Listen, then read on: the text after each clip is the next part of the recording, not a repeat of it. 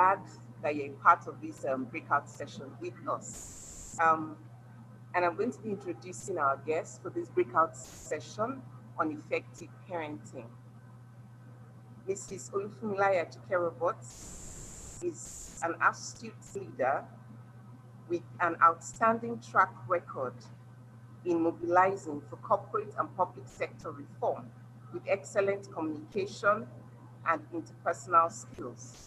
She is recognized and respected both within and outside the legal profession for her legal, administrative, and organizational skills. Her tenacity and refusal to be defined or limited by her environment have enabled her to build one of the leading female-owned, value-driven legal and alternative dispute resolution law firms in Nigeria.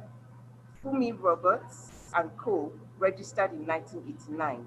She's also the founder of Funmi Roberts and Co. Nominees Limited, a company that offers cutting-edge company secretarial services to several blue-chip companies in Nigeria. The two firms operate from Ibadan, Oyo State, and Lagos State, with a focal point at the Federal Capital Territory, Abuja. She spent a lot of time mentoring young women, belongs to several professional organizations, and is well published.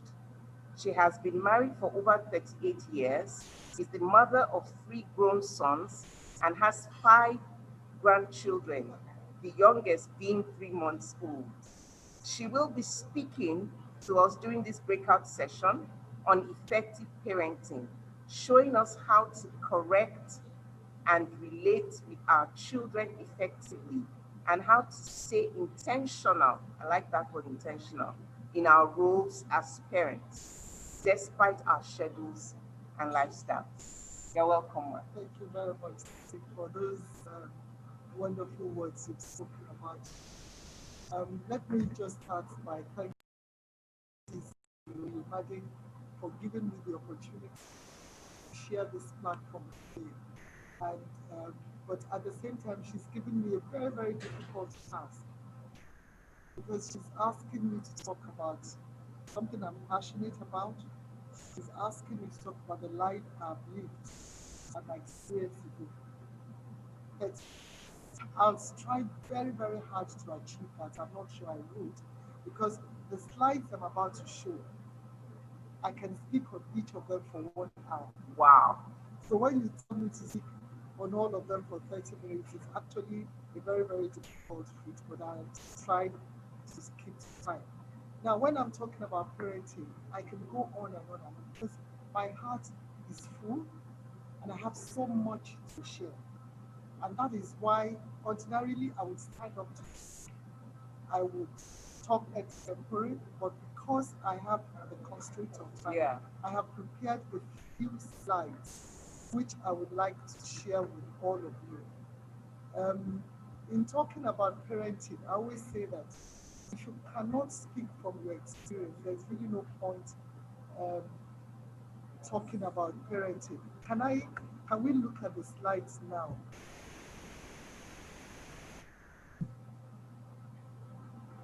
Can we have the first slide up? Dr. Tutu?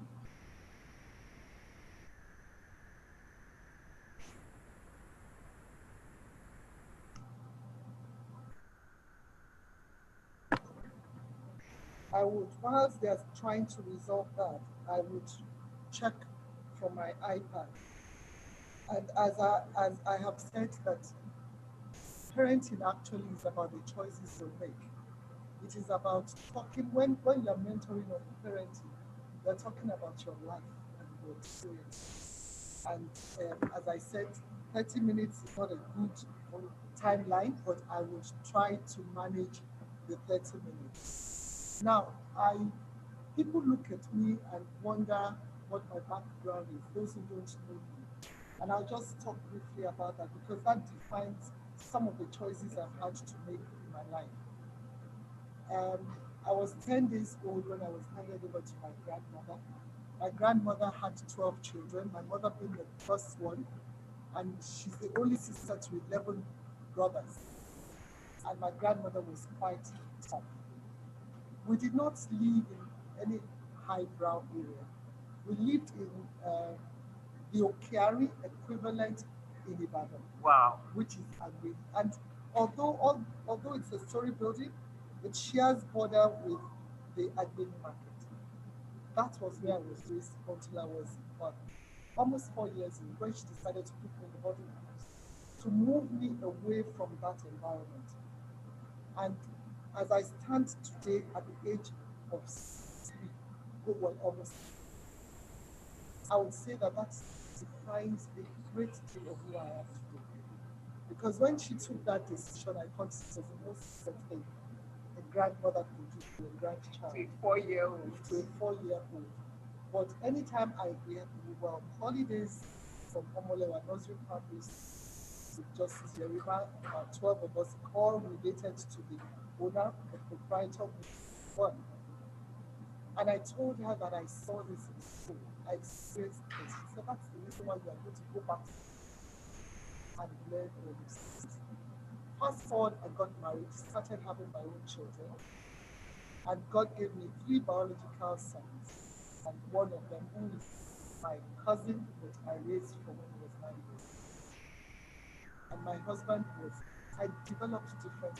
I became a politician. I was a member of SDC. I was a lawyer running my own law firm after leaving the university. I was the chairperson of the National Federation of Women Lawyers. I was doing so many things. And then one day, my husband had to go abroad for his MRC, so I was left alone with the children.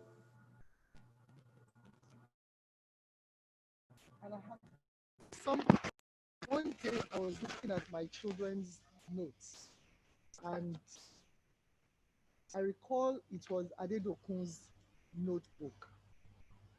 And I saw that my son didn't have notes for that subject. And then by the time I looked through all the notes, I was alarmed. He was in secondary school, international school, Ibadan. And by the time I visited the school, I had to sit down and ask myself, next slide, what values do I want to nurture my children with? What would success mean to me when I'm in my 60s and I reflect back on my life? Next slide. I reflect back on my life and I ask myself, what would I say I have done and done successfully? This is a question that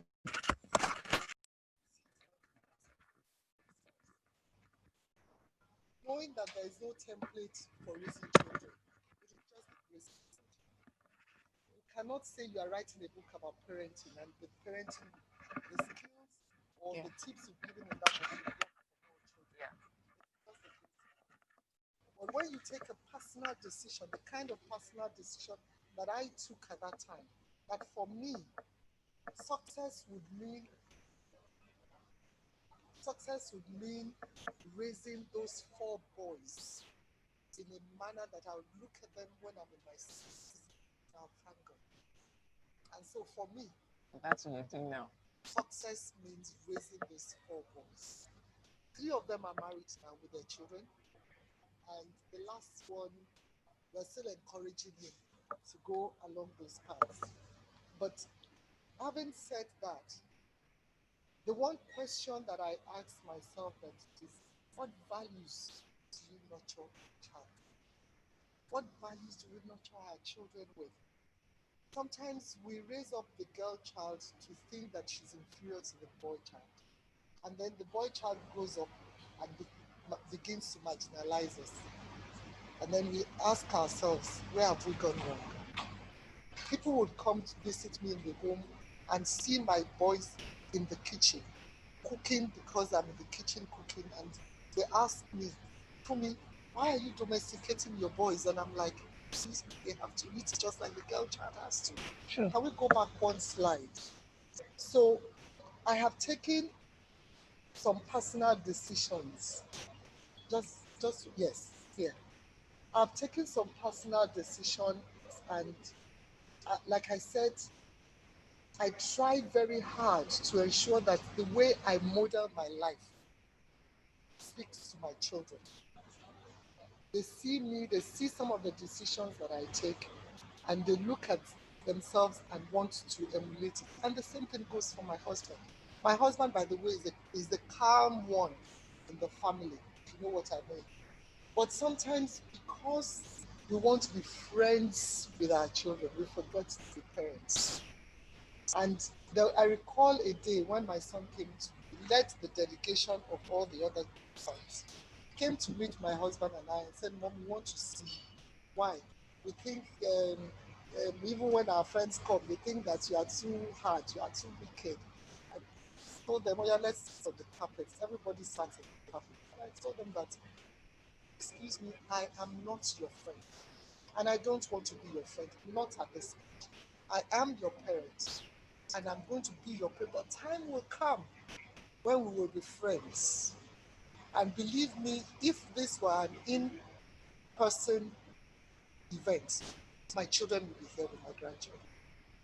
Right now, we are friends. All their friends who were complaining that your mom is too hard, she's too difficult, all of them are my friends. In fact, they were sending me messages about this event. Oh, we saw you were going to listen to you and so on. And for me, that means that I've done the right thing, yes, and with the assistance of God. Can we move on to the next slide?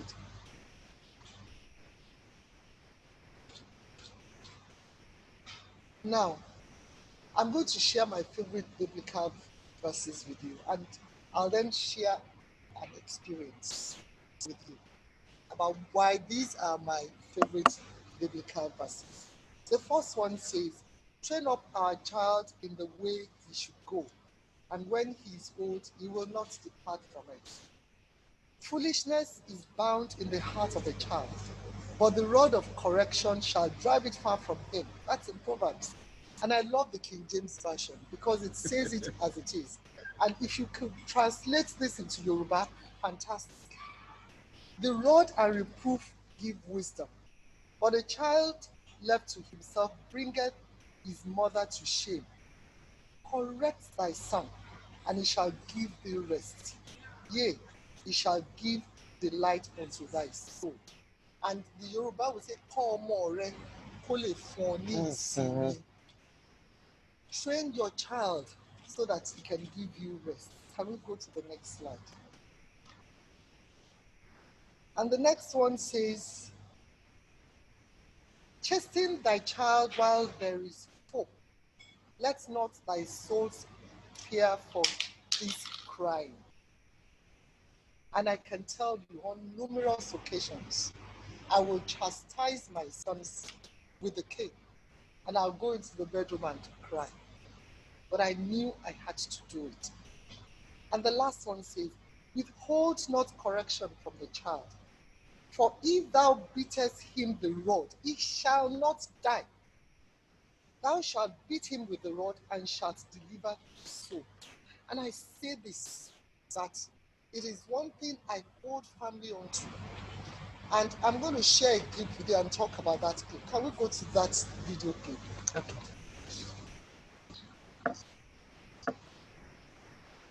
Now, that video clip shows a woman very much after my heart.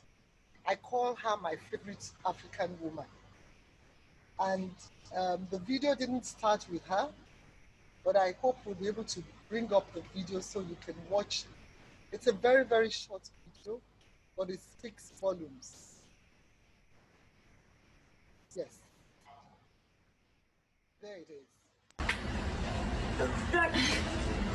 Will you help instead of just recording? Get this side. Let me help myself. Okay. Isaiah.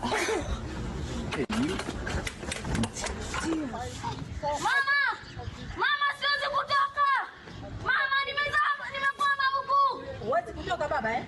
Ndio mama! Subiri, utatoka. Mama! Mimi nakwambia utatoka, subiri. Mama!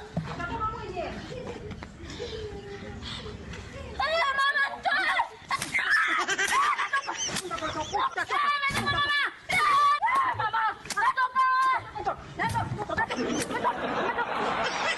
Nilikwambia utatoka mwenyewe.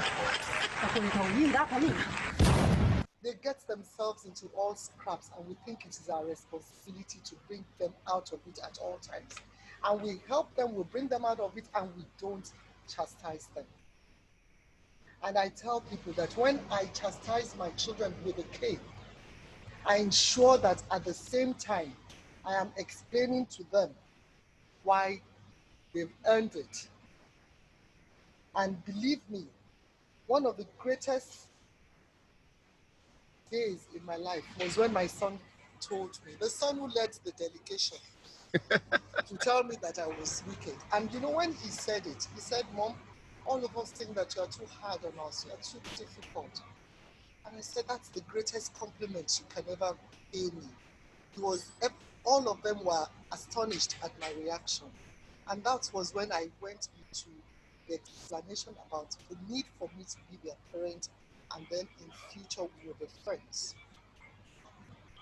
And that video clip to me epitomizes the fact that that young man brought himself out. He was challenged to bring himself out of that difficult situation. The mother could have helped him, just like the other mother called for adults to help that naughty child.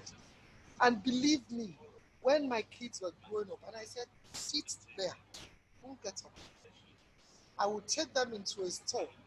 My friend Mrs. Tayo Kusoya can give testimony to this. When she opened her store on Okwebi, and I went with my last son, Adeyemi. I said, Adeyemi, sit here. And he sat there. He was playing with something, I can't even remember what. And then one of our friends came in and said, that young boy has been sitting there for almost 2 hours, and he has not gotten up once. Other children have come, we have been shouting, but this young boy, and you don't know his mother. He would not get up from there. But today, Adeyemi is my friend. Adeyemi, I'm so proud of him, as I'm proud of all my sons.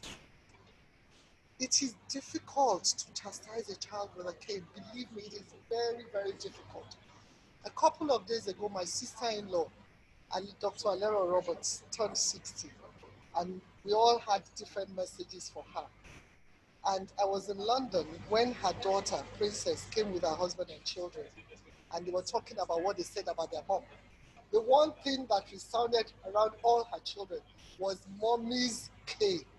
When she brings it out, you know you're in trouble. And we had a good laugh. But today we can laugh about those experiences because the children are formed. They've defined success for us the way we want to define success ourselves. Alero is, as I'm speaking here, she's speaking at another seminar on a webinar. Because we know and we trust our children. Believe me, I don't have worries about what my children are doing. But at the same time, I'm not saying that that's the only way to bring up a child. And that goes on to the next tip I'm going to share with you. Time connecting. Now, you have defined, if you want to be a professor, you're going to spend time writing papers, publishing papers, doing your research. You're going to do a lot of things, and all those things are time valued. Now, what I'm saying is, it's difficult for me to say it without giving examples. And this time I'm going to share the example of Nobel laureate Professor Wangari Maathai, a woman I had tremendous respect for before she passed on. I read everything about her. I read, even before she became a Nobel laureate, she was a phenomenal woman. And the last interview she granted, she had this to say about the forest. She said, if you destroy forests, sooner or later your rivers will dry up. And if we do not make this connect, then the result is a tragedy that our university degrees cannot avert at that point. It is unfortunate we have the knowledge but fail to make the connection and take the necessary steps.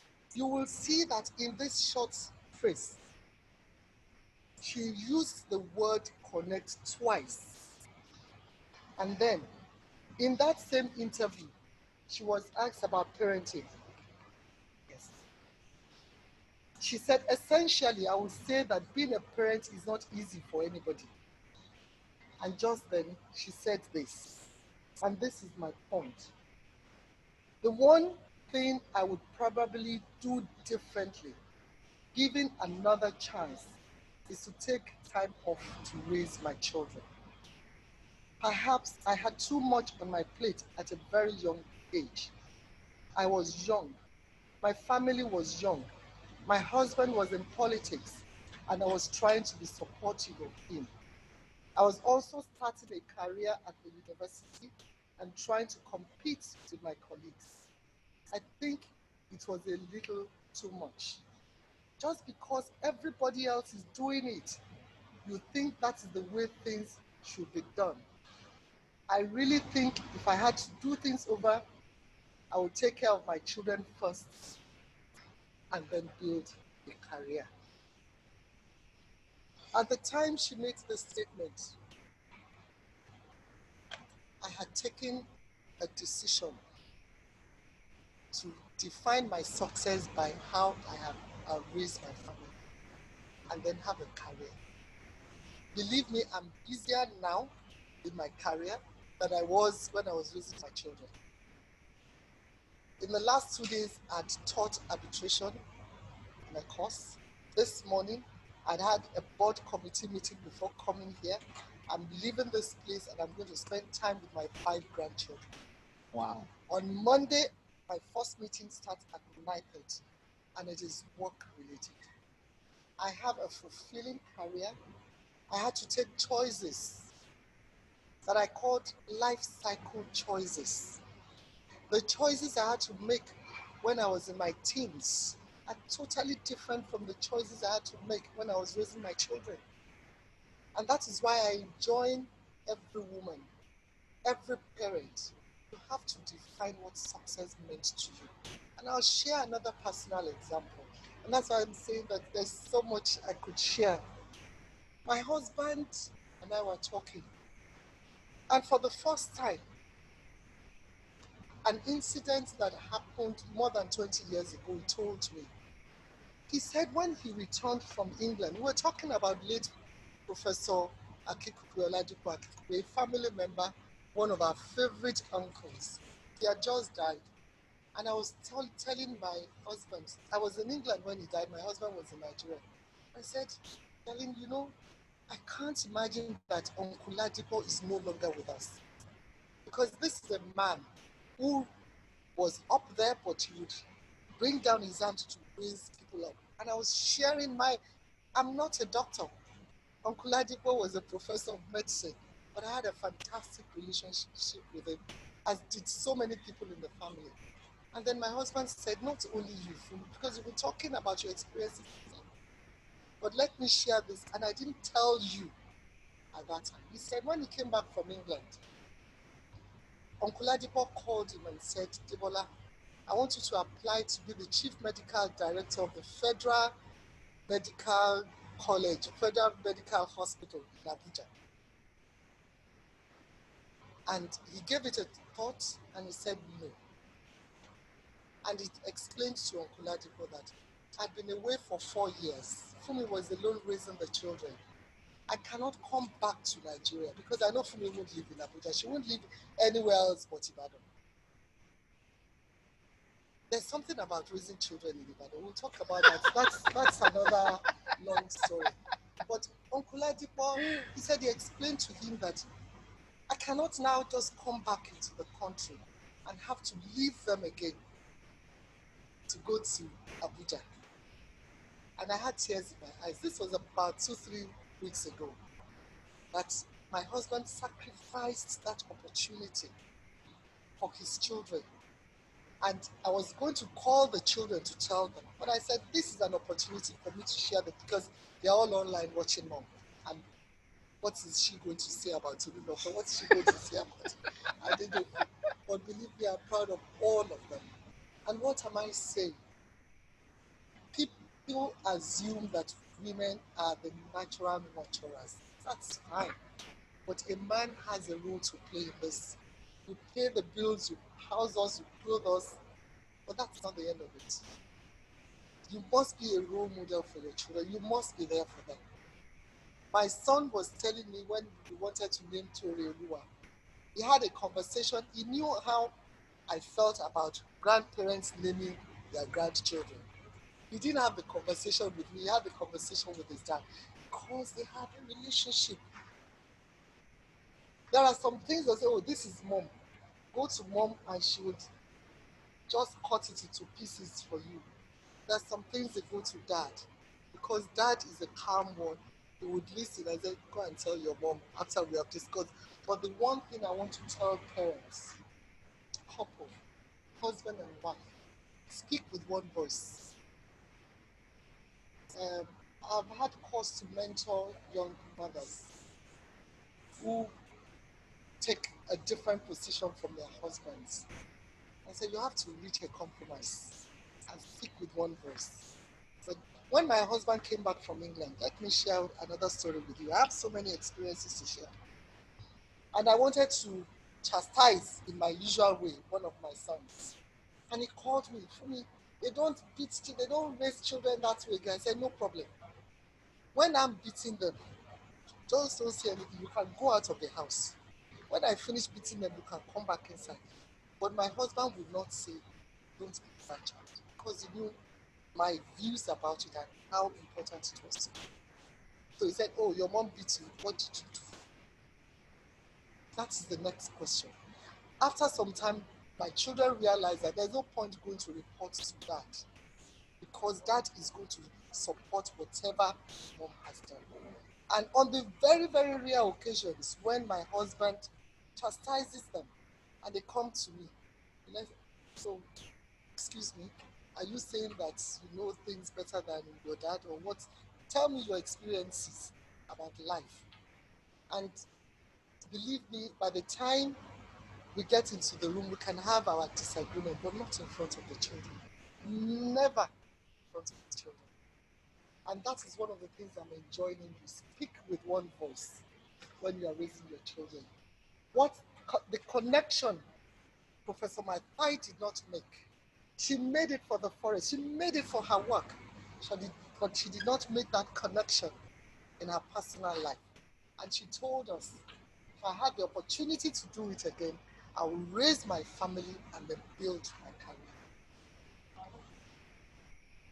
Having said all that, I want to also enjoin you as a parent. Please do not give up your life for your children.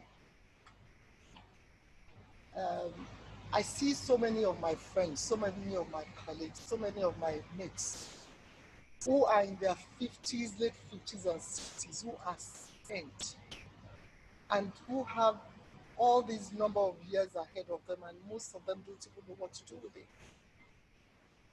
I always tell people how Funmi Robots and Co started.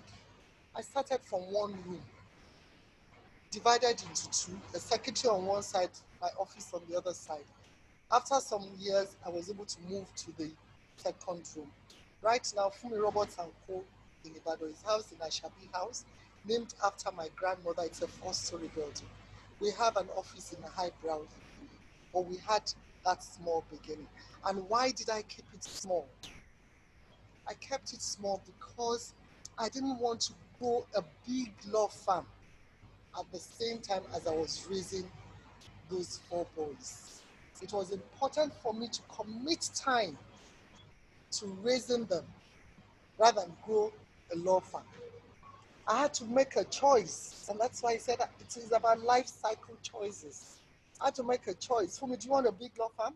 Do you want to be an SEN? Do you want to travel to Abuja? Want to go to Supreme Court and so on? Or do you want to raise these boys?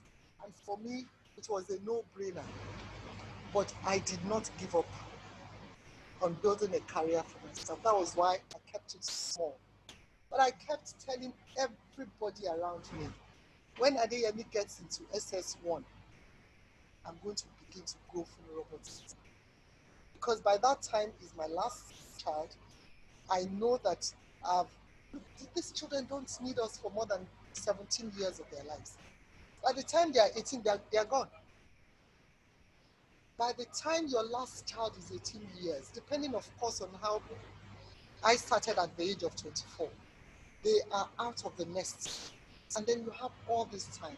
And then you want to go back into the profession. It is never too late. But believe me, what I did is what I can share with you. I kept my practice small.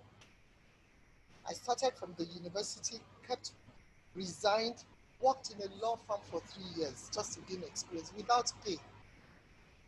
At that time, I couldn't afford stress. I couldn't even afford, sometimes I didn't have that's why I said there's so much in me I want to share. Today, there's so much struggle. I sold all my clothes. Wahabi the tailor is still there, and that is why anytime any of my children gets married, I send him an invitation. He made clothes for my children, and they turned out just as neatly and as smartly. If you saw a ready-made clothing of my children, probably their grandmother traveled and bought it for them, or an uncle traveled and bought it for them. But I had no apologies to make to anybody. There was a time I had only 2 pairs of shoes, one black, one brown. And believe me, I was going everywhere that I was smartly and neatly. You need to try Wahabi the tailor. It still sells till today. And I wasn't the only one sewing with Wahabi the tailor. All of us in that street, Dr. Mobola Johnson, Mrs. Yewande Zacchaeus, Mrs. Wura Ogunkeye, we all made clothes through Wahabi the tailor. And today, we can afford to carry any number of bags that we want to carry. We can afford to buy anything we want to buy. Please, as parents, don't give up your life for your children. Stay within the loop of your profession so that when your children fly the nest, you are in that profession. At the time I kept it small, I was active in FIDA, I was delivering presentation, I was writing articles, I was attending FIDA meetings, I was doing everything I needed to do. But come a time when my children need to be picked from school, I'm out. Their lesson teacher is doing lesson, I'm busy doing my work beside them because I want to know them. My children told me we wanted to play basketball, we want to go to Adama Silva Stadium. I said, you want to play basketball? No problem. I promptly built a basketball court right behind my house because why? I want to see their friends. I want to know their friends. So I said, invite your friends to come and play basketball in my house.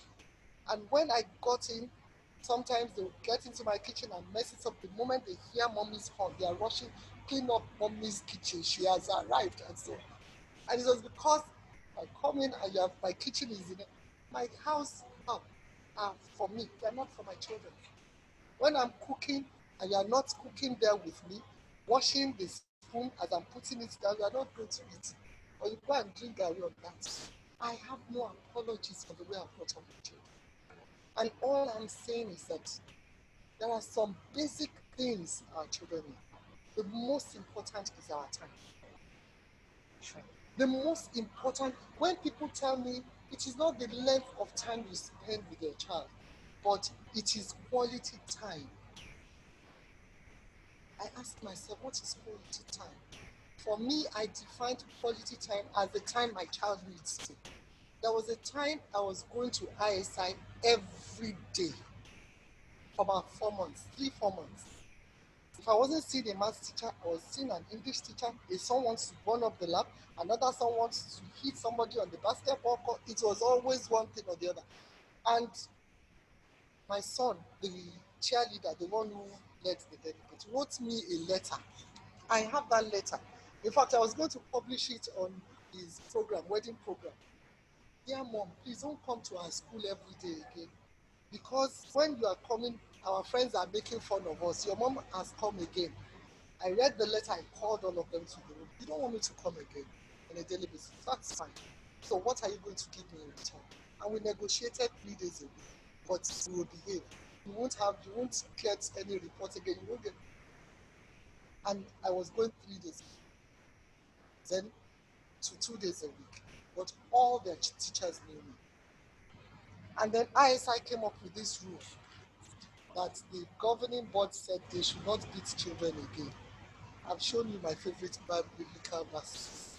I then wrote a letter to the principal on behalf of my husband, and I didn't tell my husband before I wrote it. Dear Mrs. Smith, I, Mrs. Olufunmilayo Roberts, on behalf of my husband and I, hereby give you permission to beat our boys. And I put down their names there. I went to Rita Mary, bought a cane. I wrote Robert's family and gave it to them. This is the cane, use it and tell the chairman of the board, and I gave you permission to beat you. And in my letter, I quoted all these biblical verses. All of us, I went into, oh wow, this is what. When people read things on the internet, that is another thing I want to share. When you read about, if you Google parenting, you'll find millions of articles written. But please, before you hold on tight to them, find out how many children that author has raised and what has become of those children before you begin to model yourself after them.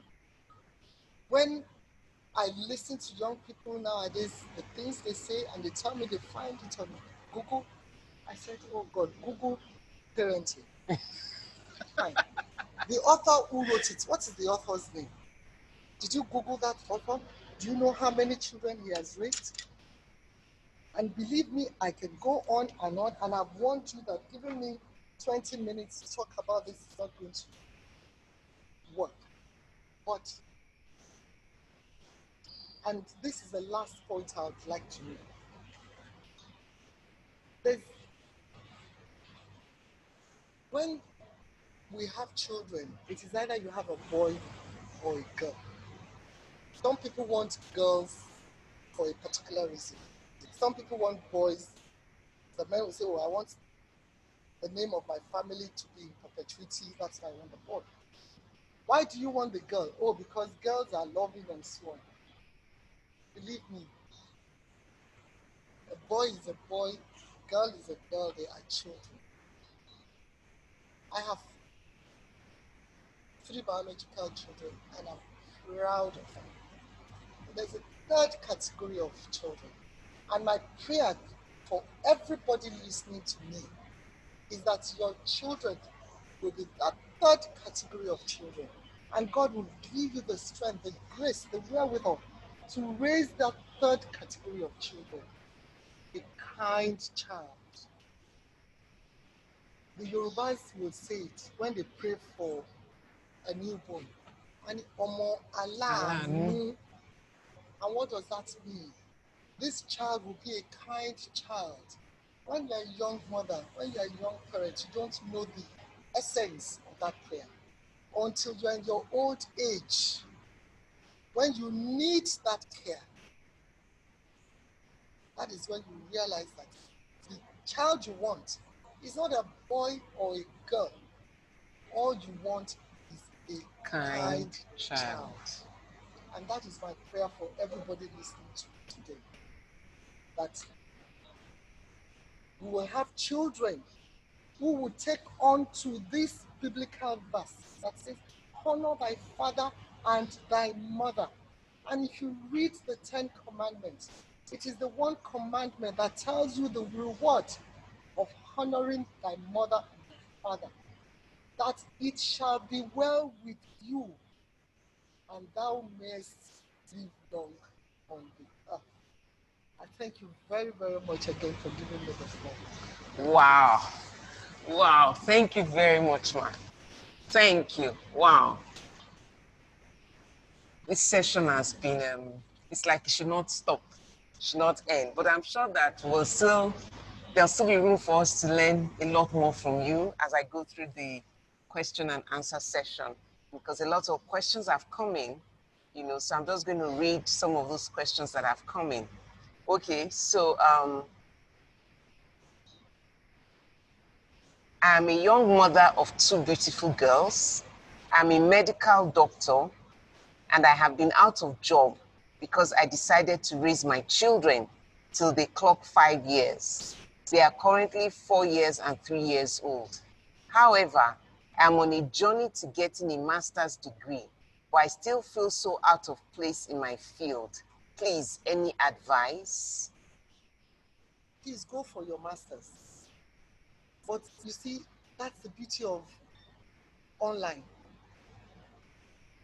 Masters, I did my master's after I'd lectured for a couple of years, and then it dawned on me that I wanted to be a professor. At that time I was in the university lecturing, and I had the choice of either going abroad to do it or doing it in Nigeria. I chose Nigeria, and I chose Ife. I was given a fellowship in Ife, and on Mondays I would travel to Ife and return to Ibadan on Fridays. I'll drive myself. But believe me, from Ibadan to Ife, I was crying. But my husband was home. My mother. You need a strong social support system. Structure. Yeah. Please don't go for your masters, but be sure that you don't do it in a way that consumes every moment of your time. And there's so many options. You can do it online. You can, as long as you have somebody who is there with present and intentionally helping you to look after them in the few hours when you have to leave them alone. Please go for your masters. Okay. What does it really mean when we say committing time to raise kids? Is it doing laundry, cooking, etc.? That's the person wants to know, what do you mean when you say you're committing time to raise children? Committing time is not the same as housework. I've just given you some examples. I knew all their teachers. I knew all their friends. I was looking at their notebooks. And by the way, doing laundry, by the time my child gets into SS1, two things happen. Number one, you begin to wash your clothes yourself. Number two, I don't pick you up from school again. You enter public transport. I'll pick up the junior ones, you the senior one, and I'll tell you, I started with Adedokun, this is where you will take bus. And then the bus will drop you here. We were living in Bodija at that time. And then you walk from here home. So once you get to SS1, you will see the car come and pick the junior ones, but you are finding your way home. The first time my son took public transport, he got home. He had removed his shirt, tied it like this, and said, "Mom, when I entered the bus, their eyes were like this, and I just sat down somewhere." I said, those are the people you are going to meet in the real world. Believe me, it was tough. I was looking at the time, wait, but I had to do it. And my reason for doing this was validated by my last son's experience, which I'll share briefly. He and his friends went to, what's the name of this? Galleria, Peace Galleria, to watch a film. He was the one who told me the story. And as they came out, he was walking in front on his phone. They were in the University of Unilag at that time. And the area boys just came out, you bring your phone and so on. He said, "Mom, I was on the verge of handing the phone over to them. And then I recalled, I've entered that phone with this kind of people. I said, I told her and said, hey, excuse me, are you mad? And then he challenged them and they ran away. And then he called me and said, Mom, thank you for giving me that experience of what the real world is. Time is not about housework. Time is about bonding and committing to your children. Okay, so we have a few questions related to career and parenting. I'll take a few of them together. For ladies that start giving birth at over 30, how do they balance career to support their husband in the West, where a single income, I suppose that means outside of Nigeria, where a single income is not enough, and raising children all at the same time? Okay, next question related to that. How do you explain a career break to employers from raising children?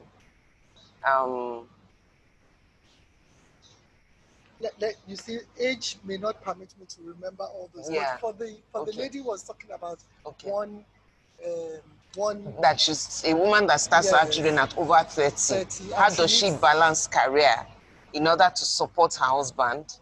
I suppose support financially, seeing that a single income cannot raise the children at the same time. I don't know what she means by a single income, because that's my story. When I decided I didn't want to be a professor of law, I wanted to go into practice. There's a difference between academics academics and active practice. I didn't have any experience. I went into a law firm and offered to work with them, and I worked with them for 3 years without pay. So, what do you want? Is it to carry Chanel bag? Is it for my children to wear designer clothes? Is it? And I told you, I was sewing my clothes. And today, by the way, there was a time I would buy $2,000 suits. Today, I'm back to wearing Ankara to work. I have all manners of Ankara, and that's what I wear to work again. After some time, those things become meaningless to you. What do you want to use the money for? The key thing is the basics are there. Time will come when you can afford those things. And that is why I say it's about life cycle choices. My husband and I got married. We were living in a flatlet. What is a flatlet? Our bedroom is divided with a wardrobe. This is the sitting room. This is the wardrobe. This is where we... And then we moved to a 1.5 bedroom flat. That was where I had 2 children. And then we moved to a 3 bedroom flat. And then we moved to a 4 bedroom house. And then we built our own house. And then when we turned 50 something, we built a bigger house. It depends on what you want and what is important to you. My children did not have to eat sausage. All they had to eat properly, nourishing food. It doesn't have to be sausage and bacon. It doesn't have to be what I cannot afford. But nobody saw my children and said that these were deprived children. And that to me was the most important thing. Yeah, so my understanding from these answers are that every woman in her own home, in her own situation, has to define what is important to her. You know, and that thing that's important to her, then she then needs to seek wisdom from God on how to pursue that thing that's important to her. Because, I mean, if income is the issue, there are many ways in which you can keep a child clean and healthy with minimal income. So, and yes, those ways may not be readily obvious, but with wisdom, you know, from God, one will be able to get that. Okay, My so now, first salary by that, when I was 3 naira per month. Yes, as an assistant lecturer, my first salary was 3 naira. And then I think by the time I left, I was earning about 10,000 something a month. But then, how much was a cow? You could buy a cow yes, I was going to say that, you know, Life was yeah, it was a different time at that time. It was. Okay, so here's another question. She's been having a lot of headache about how to combine medicine. So she's obviously a doctor and raising her children. It's quite difficult as leaving medicine for some years means she will become rusty and not safe for medical practice. So she'll be glad if you can share some insight on what she can do so that she doesn't get rusty. So that's still related to career, that she's a doctor, she's bothered, she might get rusty if she leaves it for some years. And I would advise her not to leave it. Please don't leave your career. I never stopped practicing law because I was busy, but I kept it small. But I was networking. I was building a powerful network for myself. I was doing everything that I needed to do except leave my environment. You can be a doctor and I mean, there's so many professors of law who've raised children successfully.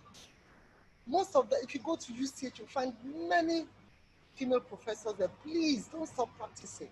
Please don't leave your career because, like I said, don't give up your life for your children. Okay, the next question says, did you ever doubt your decision to soft pedal with your careers when things seemed hard at home? Did you feel that you should have worked to support the family as well? How did you handle those seasons of life? How can I look at Adeduko robots, Solulokwe robots, Adeyemi robots, and have any regrets for the decisions I've taken? Absolutely none. And I'll keep reiterating it. My children did not lack because I worked for 3 years without pay. I had an agreement with my boss. When it is time to pick up my children, I picked them up, I came back. When it is time, 4 o'clock, I'm back home. And you see, we're talking about flexi hours now. We're talking about working online. It's even easier now. It's a matter of not working with a boss that would deprive you of the joy of raising your children. Okay, so career and parenting obviously is a big issue for many women. Here's another question. I'm a mom of two, separated, and I have to take care of my kids. My job is not giving me enough time to raise my kids, and it really makes me feel bad. What do I do? If I were in her shoes, and I'm speaking frankly and honestly, I will resign that job. It is not the only job. What do you want? Yeah, a more flexible job. What yeah. do you want? And if it is a job you are doing, as long as you get a job that can pay the rent, pay the fees, and what school do you want to send your kids to? Yes. We had the option of Yes. sending our kids abroad. My husband and I had a conversation. Our children are going to do their first degree in Nigeria. We took that decision. My husband was abroad. The kids could have gone with him. I could have gone with him, but no. He said, no, we're going. By the time they want to go for masters, anywhere they want to go in the world, we'll send them. But their first degree, by that time, their characters are formed. We know them. What school? We sent our kids to a Catholic school, a convent school, not very expensive. There were more expensive schools. We sent our kids, look, the best school that had the best result in Nigeria for several years running was Orita Mefa Baptist Church in Ibadan. It was a mission school. They had the best result consistently and even now they are top 5 in Nigeria every year. Wow. And they don't spend, their fees are not millions. Must you spend that much money to educate a child? Okay, we're running out of time, but I'll just take a few more questions. Okay, I want to find out at what point can we say that discipline is at the extreme when dealing with children? That's part A. Part B, how would you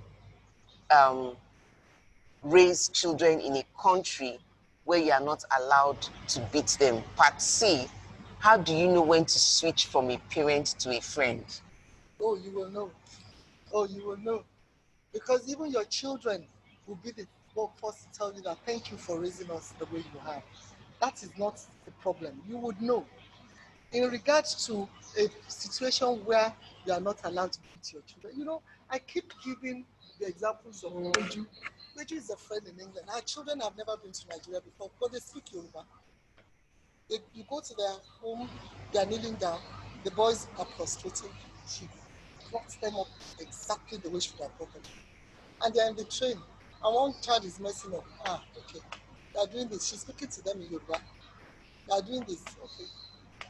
The daughter, when mommy begins to tap her feet like this, you know you're in trouble.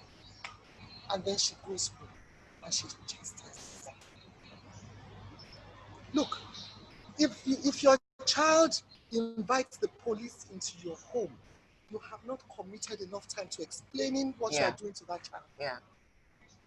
You're not going to beat your child on the street. At no time did I beat my children on the street. And by the way, when my grandmother was going to beat us, she beat us in the dead of night, in the middle of the night. She said at that time there will be nobody to come and rescue you. And believe me, my grandmother will keep beating you until you tell her what you did wrong.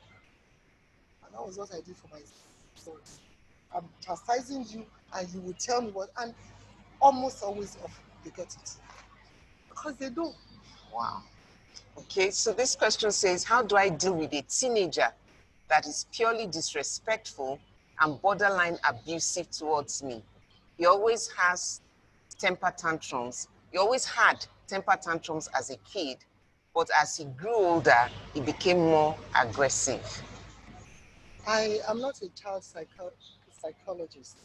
I don't know whether this is medically related, but I want you to sit down and examine at what age did you begin to set boundaries for that child. Yeah. Sometimes he's just 2 years old. He doesn't need boundaries. He's just 3 years old. He's still young. Believe me, those children are smart. But we underestimate them because we believe they are young. They are too young for you to set boundaries for them. Believe me. There is no child of mine who was bedwetting at the age of 3 years. You need to set boundaries at an early age. Okay. By the time you want to set boundaries as a teenager, it's Okay, yeah, so practically too she's in late. that position now. We don't know what happened, but she now has this problem on her Can we hand. take this offline? Because Okay, she's not yes. the only one Yes. I have that I've Yes. monitored through that phase. Okay, Please so give her my number. okay, I don't mind thank you talking very to her. much. So we'll take that offline. I guess this might be about the last or second last question. I have 4 daughters from 2 different marriages. I've tried in every way possible to keep them close, but the oldest is always quick to say, I'm partial towards the youngest, especially when she doesn't get her way. I believe it's emotional blackmail, but for the sake of peace, I try to bend a bit. What can I do to rectify this? It's emotional blackmail. You've identified it. But you have to, you see, there are things I call tough love. Yeah. No matter how hard you try. But I always tell my sons, don't go there. When they say, if it is a day, they say, don't go there. And then I give them examples of their own. But you have to talk to that child. And believe me, I'm glad it's a daughter, when she grows old and she's in your shoes, she'll understand better. There are times it was this grandmother that I like talk about today, there was a time I thought she was a witch. Because I said to myself, how can a grandmother send a 4-year-old Oh my to God. boarding house? That she must be the most wicked. But believe me, my commercial office building, I named it after her, Ashabi House. Okay, so this question says, what are some things we can do what are some things we can do when we spend time with our kids? You know, you were talking about that, and somebody was saying, or some people say it's not how long the time is, it has to be quality time. Now, this person is asking, what are some of the things we can do when we spend time with our children? Read storybooks to them, teach them how to read. They are playing Nintendo. I could play Nintendo better than my sons. All the games my granddaughters and grandsons are playing, I'm playing it with them. Anything they are doing, be a part of it. Sometimes when my grandchildren I did what I did with them. I'll take them around, teach them about plants. I'll pick up a flower, teach them about petals, teach them germination and things like that. There's so much you can do with them. And the resources online, use it with them, sit with them. Their homework, do their homework with them. Read with them. Read them bedtime stories and make up stories. I must admit that there are times I tell them that somebody did this as a makeup just to let them know that if you took drugs, this is how you will become. And then I make up a story about somebody I know who did this and this. I mean, you can bond with your children. Okay, so this will be our very last question because now we're really running out of time. Is it right for a parent to correct, that is, beat a child now and still call the child back immediately to beg the child because of a saying that says, beat with the right hand, taba for what to know, That is being too literal. The lesson say that if you beat with one hand, you draw with the second hand. But why would you beg your child for being a parent? Please don't beg. Don't beg. This delegate leader was in South Africa to work as an architect. He was the one who called me one day from South Africa. He had been in South Africa, he had been eating junk food, and he decided to cook. He went to the market, bought rice, bought meat, and so on. He was living in a bungalow given to him to live in by my cousin. And he said, Mom, when I finished cooking and I sat down to eat, the kitchen was as clean when I started. And the penny just dropped. This is what my mom was teaching us. And he called me and we spent time talking and I was crying. He was crying. He said, thank you, Mom, for the way you have raised us. Please don't apologize to your child for being a parent. Wow. Wow, thank you very much, ma. Thank you. We could go on and on and on and on. Thank you very much for being a blessing to us. We have learned so much. I have learned so much. And for some of the questions, yes, we'll take it offline and we'll find a way of getting the answers across to the public. I could even talk to the to the person. Okay, okay. All right, thank you. So that brings us to our session. I'm sure that we have all been enlightened and burdens have been lifted off our hearts as we had our questions answered. And I know that the progress, the work continues in us, as the Holy Spirit continues to work with us. Okay, so we're ending this session now, but our conference hasn't ended. We still have the men's panel coming up. So please don't go away. Just when we're done with this, you're going to have to come on board again for the men's panel. Thank you.